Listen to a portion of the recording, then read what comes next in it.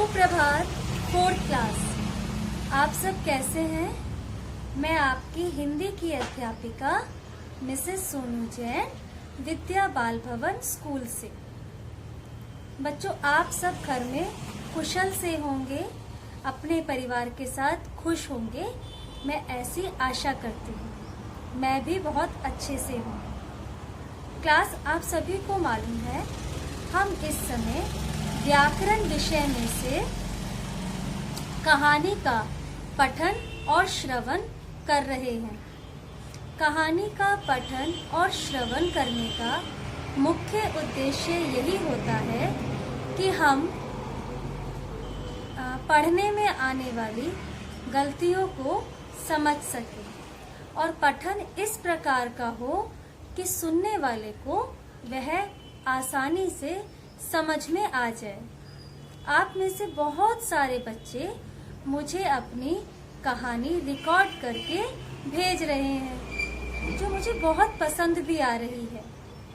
लेकिन सभी बच्चे कुछ गलतियां कर रहे हैं, जैसे वो विराम चिन्हों का प्रयोग सही प्रकार से नहीं कर पा रहे हैं।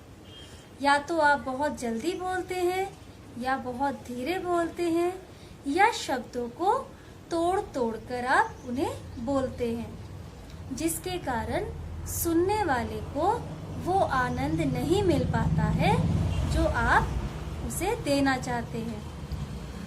तो क्लास, आज भी हम एक कहानी पढ़ेंगे। कहानी पढ़ते समय आज मैं शब्दों पर विशेष बल दूंगी, आपको मात्राएं बताई जाएंगी। आप भी जब घर पर पढ़ने का अभ्यास करेंगे, तब आप मात्राओं का, विराम चिन्हों का विशेषकर ध्यान रखेंगे, जिससे आपका पठन मजबूत हो सके और आप जो बात कहना चाहते हैं वह सामने वाले के पास अच्छे प्रकार से पहुंच सके, कहानी का मूल भाव समझ में आ सके। ठीक है क्लास?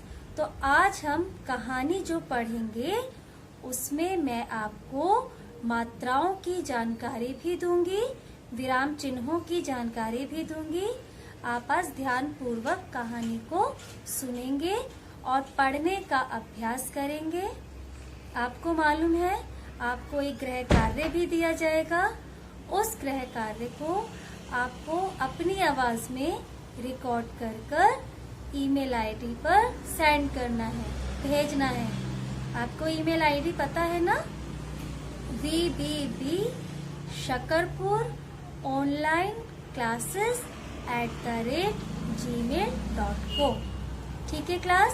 तो अब हम कहानी की शुरुआत करते हैं। श्रेष्ठ यानी कि अपनी कक्षा में श्रेष्ठ। श्रेष्ठ का मतलब होता है उत्तम, प्रथम। ठीक है?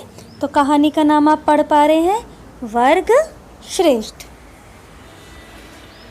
बच्चों, यह कहानी एक अध्यापक और उनके छात्रों से संबंधित है। त्रैमासिक परीक्षा के बाद, त्रैमासिक, त्र यानी संयुक्त अक्षर है ना, त और र, त्र बन गया। त्रैमासिक यानी कि 3 महीने की परीक्षा के बाद, उसके बाद क्या होता है, अध्यापक कक्षा में परिणाम घोषित करते हैं और वह कहते हैं कि 2 छात्रों के प्रथम स्थान प्राप्त किया है। 2 छात्रों ने प्रथम स्थान प्राप्त किया है।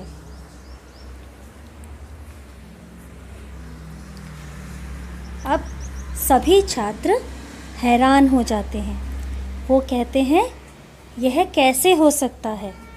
यह कैसे हो सकता है कि 2 छात्र प्रथम आ जाए? है ना क्लास? कोई प्रथम तो यानी कि फर्स्ट पोजीशन तो किसी एक की ही होती है। अब सभी छात्र हैरान हो गए थे कि 2 छात्र प्रथम कैसे आ सकते हैं। फिर अध्यापक ने उनके नाम बताने शुरू करे। तो बच्चे आपस में बात करने लगे कि यह मैं तो हो ही नहीं सकता। एक बच्चे के बारे में तो उन्हें पूर्ण विश्वास था कि कुणाल तो प्रथम आ ही सकता है। अब जो बच्चे थोड़े पढ़ाई में कमज़ोर होते हैं ना, वो कहते हैं कि मैं तो प्रथम आ ही नहीं सकता। अब अध्यापक जी ने दूसरा नाम बताना था। सारी कक्षा में सन्नाटा छा गया। आप देखिए सन्नाटा, यहाँ पर आपको न की 2 बार ध्वनि सुनाई दे रही है। फिर से बोल के देखिए सन्नाटा। तो प्रथम ना आपका बिना स्वर के है, यानी कि आधा अक्षर जिसे आप बोलते हैं। ठीक है, फिर से बोल के देखिए सन्नाटा। सारी कक्षा में सन्नाटा छा गया, यानी सभी छात्र चुप हो गए कि दूसरा छात्र कौन है जो प्रथम आ गया है। उसके बाद क्या होता है, जो अध्यापक हैं वो बताते हैं वह अपना शंकर है, वह अपना शंकर है। ठीक है, दूसरा छात्र कौन है जो प्रथम आया है, वह शंकर है। सभी छात्र एक दूसरे की तरफ देखने लगे। सभी छात्र एक दूसरे की तरफ देखने लगे क्योंकि सबको मालूम था कि शंकर पढ़ाई में अच्छा नहीं है, तो वह प्रथम कैसे आ सकता है। उसके बाद होता है, अब अध्यापक बताते हैं कि शंकर प्रथम कैसे आया। वह कहते हैं शंकर का नंबर पीछे से पहला है। पीछे से पहला समझे आप, यानी कि वह कक्षा में सबसे अंतिम नंबर पर है। ठीक है क्लास, सुनकर तो बुरा लगेगा ना आपको। तो पीछे से पहला क्या मतलब, कक्षा में अंतिम नंबर पर है। अच्छा, आपने शंकर शब्द को ध्यान से देखा। शंकर, आपको न की ध्वनि सुनाई पड़ रही है, लेकिन हमने न तो यहाँ लिखा ही नहीं है, अंक की बिंदु के रूप में वो प्रयोग हुआ है। ठीक है, अब देखिए, यह सुनकर कक्षा में हंसी की लहर फैल गई। जब अध्यापक जी ने कहा कि शंकर पीछे से पहला है, तो सभी सुनकर हंसने लगे। हंसी की लहर फैल गई, यानी कि लहर समझते हैं आप लोग, समुद्र की लहर होती है ना, जो पानी की एक लहर होती है, पानी की लहर जो सारे में फैल जाती है। इसी प्रकार जब छात्रों ने सुना कि शंकर पीछे से पहला है, तो सभी छात्र हंसने लगे। अब अध्यापक जी को गुस्सा आया।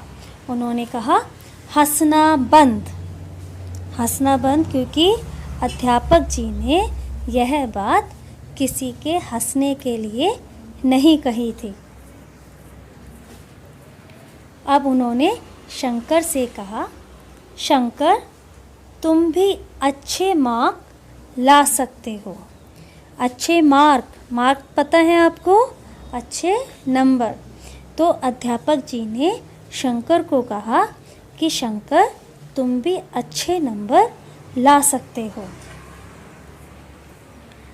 अब लेकिन अच्छे नंबर लाने का मतलब सिर्फ मन में सोचना नहीं बच्चों। अच्छे मार्क्स, अच्छे नंबर अगर आपको लाने हैं तो उसके लिए हमें मेहनत करनी ही पड़ेगी।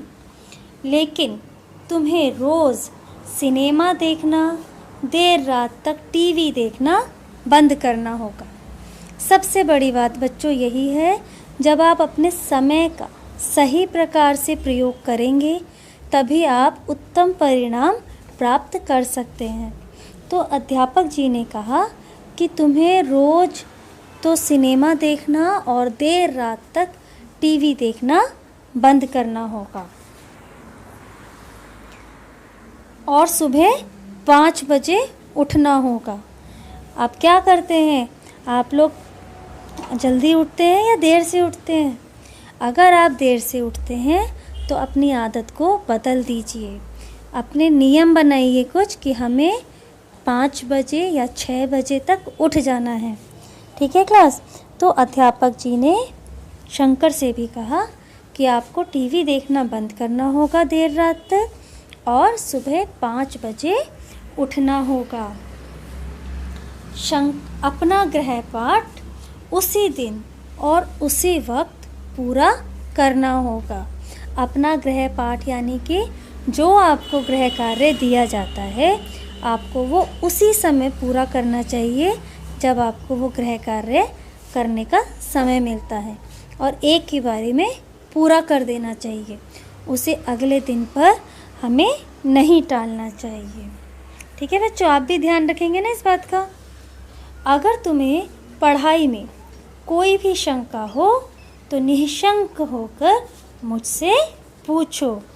अध्यापक ने कहा कि अगर तुम्हें पढ़ने में कोई भी परेशानी आती है, कोई चीज़ समझ में नहीं आती है, तो वो तुम मुझसे निशंक होकर पूछ सकते हो।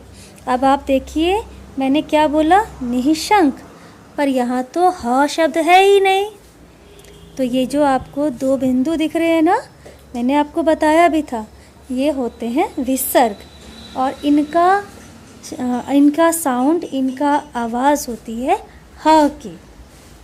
इनकी ध्वनि क्या होती है, ह की। तो इसको हमने क्या पढ़ा, निशंक। निशंक मतलब बिना किसी शंका की, बिना कुछ आपको डरे आप मुझसे पूछ सकते हैं। ठीक है क्लास? उसके बाद शंकर बोलता है, सर अगर मैं यह सच कर लूँ तो क्या मैं पहले स्थान से उत्तीर्ण हो सकता हूँ? जब सर ने, शंकर के अध्यापक ने उसे समझाया कि तुम्हें सुबह 5 बजे उठना होगा, टीवी कम करना होगा और गृह कार्य समय से पूरा करना होगा, तो शंकर ने कहा कि अगर मैं यह सब कर लूँ तो क्या मैं कक्षा में उत्तीर्ण, अच्छे नंबरों से उत्तीर्ण हो सकता हूँ? उत्तीर्ण, देखिए शब्द आपको इसमें 2 त नज़र आ रहे हैं, लेकिन एक को आधा करके लिखा गया है और दूसरे को पूर्ण लिखा गया है। जो आधा करके लिखा गया है यानी कि वो स्वर रहित है। उत्तीर्ण का मतलब होता है पास हो जाना। ठीक है? तब उसके अध्यापक ने कहा, अगर तुम निश्चय करो तो ज़रूर हो सकते हो।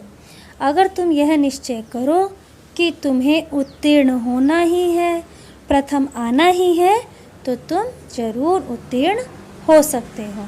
लेकिन कोशिश किसे करनी होगी क्लास? कोशिश तो शंकर को ही करनी होगी। अब शंकर के घर में देखते हैं क्या होता है। वहाँ शंकर के घर पर, उसके घर पर उसकी माँ और शंकर आपस में बात कर रहे हैं। सुबह सुबह जब शंकर जल्दी उठ जाता है तब उसकी माँ कहती है, कल तक तो मेरे जगाने पर भी तुम 8 बजे से पहले कभी नहीं उठते थे। जब माँ जगाती रहती थी कि शंकर उठ जाओ, तब शंकर उठता नहीं था।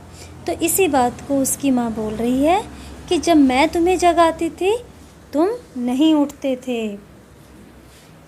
और ये क्या, अब तुम खुद ही उठकर पढ़ाई के लिए बैठ गए? और माँ को और भी ज़्यादा आश्चर्य कब होता है, जब वो देखती हैं कि शंकर सुबह जल्दी उठकर खुद बिना किसी के कहे पढ़ने के लिए बैठ गया है। वो आश्चर्यचकित हो जाती हैं। आश्चर्यचकित समझते हैं आप? हैरान हो जाना। वो हैरान हो जाती हैं, ये कैसे हो गया, पहले ये कॉफ़ी पी लो। वो कहती हैं कि ये चमत्कार, उनके लिए ये चमत्कार था कि शंकर किस प्रकार से बिना किसी के उठाए उठ भी गया और पढ़ने भी लग गया। तो उसकी माँ ने उसे कहा, ये लो कॉफ़ी पी लो। शंकर ने जब से अपने अध्यापक के सुझाए हुए मार्ग पर चलना शुरू किया। अब जिस प्रकार से शंकर के अध्यापक ने उसे समझाया था कि आपको किस प्रकार से अपना काम करना चाहिए, उसी तब से शंकर ने अपने अध्यापक की बात मानी और उनके कहे अनुसार कार्य करने लगा। इसका परिणाम क्या हुआ? केवल 3 महीने में ही शंकर में सुधार नज़र आने लगा।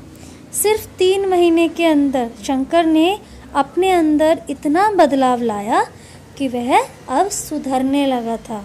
जो उसके अंदर अपनी पढ़ाई से संबंधित कमियां थी वह काफ़ी हद तक पूरी होने लगी थी। अब सत्र परीक्षा यानी कि जो आपके मिड टर्म एग्ज़ाम्स होते हैं, है ना, उनकी परीक्षा का परिणाम अध्यापक जाहिर करने वाले थे, यानी कि परीक्षा परिणाम घोषित होने वाला था। इस बार प्रथम क्रमांक है शंकर। अध्यापक जी भी बहुत खुश और शंकर भी। अध्यापक जी क्यों खुश थे? क्योंकि उनके कहने से एक छात्र ने उनकी बातों का पालन करके अपने आप में सुधार किया था। वहीं शंकर जो हमेशा अंतिम नंबर पर होता था, अब अध्यापक जी को बताना पड़ रहा है कि वही शंकर प्रथम आया है जो पहले हमेशा अंतिम नंबर पर आता था। सारी कक्षा तालियों की गड़गड़ाहट से गूंज उठी। सारे बच्चे बहुत सारे तालियां बजाने लगे। तो बच्चों, इस कहानी से हमें क्या सीख मिली? कि कठोर मेहनत का फल हमेशा अच्छा ही होता है। क्या होता है? कठोर मेहनत का फल हमेशा अच्छा होता है। यदि आप अपने मन में किसी भी कार्य को करने का निश्चय कर लें तो आपका हमेशा अच्छा ही होगा और आप अपने लक्ष्य को प्राप्त कर सकेंगे। बच्चों, इस कहानी में आए हुए कठिन शब्दों को आपने ध्यान से पढ़ा और सुना। आप प्रत्येक शब्द को बार बार पढ़ें तो इससे आपका बच्चों पठन में सुधार होगा और जो आपको गृह कार्य मिलेगा उसे भी आप बार बार पढ़कर फिर रिकॉर्ड करके मेरे पास भेजेंगे। आपको अपनी वेबसाइट तो पता है ना, VBB Shakarpur online classes @gmail.com।